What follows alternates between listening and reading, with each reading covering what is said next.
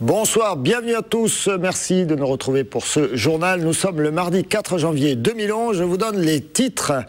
Avec cette élection à la CCI de Montpellier, une élection contestée, mais une élection tout de même, Gabriel Deloncle a été élu par 28 voix sur 50. L'épidémie de gastro-entérite est particulièrement forte dans la région. Elle touche les adultes, mais surtout les enfants. Le virus est malheureusement très contagieux. Sale temps pour les sapins de Noël, les fêtes sont finies, les boules et les guirlandes rangées, mais ne faites pas n'importe quoi avec le petit arbre, ramenez-le donc à un point propreté de l'agglomération. Rappelez-vous, c'était en décembre dernier, l'élection s'était jouée de justesse, les votes électroniques avaient inversé le résultat des votes par correspondance, le scrutin est toujours contesté, mais la CCI de Montpellier a bien une nouvelle présidente, il s'agit de Gabriel Deloncle. Reportage Maxence Kérébel. 15h, Gabriel Deloncle arrive à la CCI. Hué par ses adversaires du MEDEF, la tête de liste CGPME, malgré tout, fait face. La porte est ouverte à ceux qui veulent travailler, qui ont une bonne volonté pour travailler. Ceux qui veulent du pouvoir personnel n'ont rien à faire ici. On parle de fraude. C'est ridicule. S'il y avait eu fraude, les résultats des délégués consulaires ne seraient pas les mêmes et ils attaqueraient aussi le vote Internet Service qui n'est pas attaqué. C'est uniquement là où on a gagné. Bon, c'est stupide. 26 élus présents, donc le quorum est atteint et nous allons procéder à cette séance d'installation de la CCI de Montpellier. Alors qu'à l'intérieur, l'exécutif de la Chambre de commerce va être désigné. Les élus du MEDEF, notamment, ont décidé de ne pas siéger. Depuis le vote de la fin décembre, ils dénoncent des dysfonctionnements. Entre Noël et Jour de l'An, sur 250 votes électroniques pointés, nous avons 150 votes électroniques où les gens n'ont pas voté. Et les personnes nous ont attesté par voie d'huissier et de façon solennelle qu'ils n'ont pas effectué de vote électronique. Donc à un moment donné, il faudra bien nous expliquer comment les personnes ont pu faire un vote électronique alors que ces gens-là disent ne pas avoir, eux, voté. Après un recours devant le tribunal administratif, les opposants à la liste CGPME vont déposer une plainte au pénal ces prochains jours. Cet après-midi, en tout cas, avec 28 voix sur 50, Gabriel Deloncle a été élue présidente de la CCI de Montpellier. La révision générale des politiques publiques, la RGPP, pour les initiés, n'a pas fini de faire des vagues dans les administrations. Un audit mené en fin d'année au CNRS par le gouvernement inquiète particulièrement les syndicats qui appellent à différentes manifestations. On écoute Josiane Tac de la CGT au micro d'Olivier Brachard. Cet audit a duré moins d'un mois et se fait dans l'opacité la plus totale. Une partie du personnel ne sachant même pas que l'on est en train de compter en heures travaillées toutes les tâches qu'ils sont en train d'effectuer au quotidien. C'est dit clairement, ça s'appelle la révision générale des politiques publiques avec pour finalité la réduction des dépenses de l'État et les postes vont être mutualisés, externalisés et sortis de l'établissement CNRS. Elle arrive chaque année à peu près à la même période. Elle, c'est la gastro-entérite. Elle connaît un pic épidémiologique actuellement dans la région, touche beaucoup d'adultes, mais plus particulièrement les enfants. Daniel Lesbros, le chef du service pédiatrie du CHU de Nîmes, fait le point au micro de Franck Chassagnan et nous donne même quelques conseils.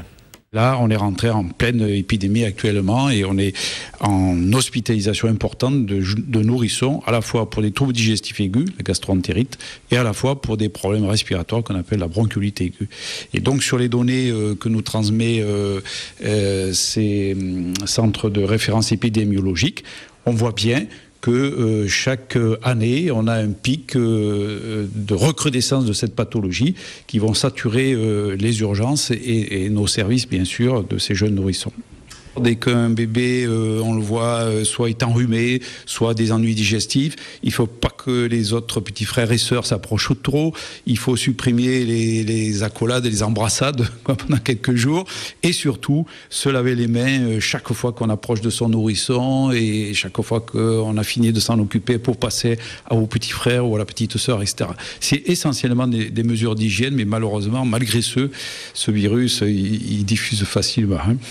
Attention donc à ce virus. Vous l'avez peut-être rangé, vous avez peut-être en tout cas rangé les guirlandes, les étoiles, les boules, mais vous ne savez plus que faire du sapin qui trône tout nu dans votre salon. Surtout, ne l'abandonnez pas dans la rue, sa collecte coûte très cher à la collectivité. Amenez-le plutôt dans un point propreté de l'agglo. Vous recevrez même en échange un sac de compost de 50 litres, et ce jusqu'au 30 janvier. Olivier Brachard. Abandonner sur le trottoir un Norman ou un épicéa en fin de vie est en théorie pénalisable d'une amende. Mais cela coûte surtout 5 fois plus cher à la collectivité. C'est pourquoi l'Agglo incite depuis plusieurs années les particuliers à déposer eux-mêmes leurs sapins dans les déchetteries, avec un petit cadeau à la clé. C'est interdit de mettre les sapins dehors, et même s'ils sont mis dehors, des personnes les ramassent pour nous les amener à nous. Les bons élèves repartent avec un bon pour du compost. Voilà. Ah, bah au moins j'ai refait un bon geste pour l'environnement. Voilà, très bien. Merci beaucoup en tout cas et bonne journée. Merci à vous. Au revoir. Grâce à son bon, le particulier peut retirer ici 50 litres de compost pour son jardin. Environ 1800 sapins auraient été recyclés l'an dernier dans ce centre de compostage de Gramont. Les différents déchets verts y sont broyés puis stockés par bande ou andins de 600 mètres cubes. Après criblage, la moitié deviendra du compost. Le processus, avant d'arriver à faire du compost, il faut compter 6 fois 23 jours de mise à l'andin, retourner, comme je vous dis, tous les 23 jours. Ça fait 120, comme on a dit, 138. Il faut compter 138 jours pour arriver à faire du compost en période normale. Ce compost, riche en humus et en minéraux, servira de terreau aux différents espaces verts de l'Agglo ou à votre jardin, si vous choisissez bien sûr d'emmener votre sapin dans une déchetterie. Voilà, faites un bon geste pour l'environnement. En plus, ça vous fera des belles fleurs pour le printemps. Vous l'avez peut-être remarqué si vous avez suivi la diffusion du match du Racing de Paris contre le MHR. Le nouveau sponsor maillot promis est arrivé au Montpellier Rugby. Il s'agit bien d'une entreprise sud-africaine, une entreprise de télécom, One World. Je vais réviser mon british.com. Plus d'infos et retours, bien sûr, sur le match, la défaite, malheureusement. Mais bon, ils se sont bien battus quand même dans Ovalie Hebdo. Dans un instant, avec comme invité joueur Juan Figalo, le pilier argentin, et puis bien sûr, tous nos consultants, chroniqueurs, journalistes autour de Jean Brun. Je vous laisse donc avec le rugby. Pour ma part, ce journal, c'est terminé. Merci de l'avoir suivi. Je retrouve demain. Demain, l'invité dont on parle, ce sera Raymond Couder, le sénateur-maire de Béziers. Et puis, je vous souhaite une excellente soirée sur Sattel TV. À très très bientôt à tous.